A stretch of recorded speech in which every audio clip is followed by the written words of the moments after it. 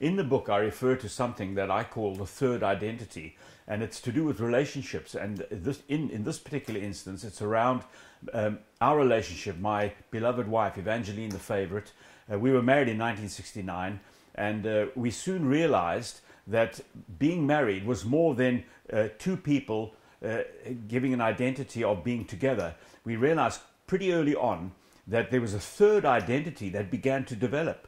And my observation and experience of it, which I talk about in the book, suddenly I realized that there were things I had to back off on, perhaps, and even not insist on my way, not to please Evangeline, my wife, but to protect this third identity, which was our marriage. And then later on, I saw a very similar thing in her, how she would, on occasion, back off on something that was perhaps not her getting her best way, not because I insisted, but she was unknowingly protecting the third identity. And as time developed, this third identity, our marriage, became very, very powerful.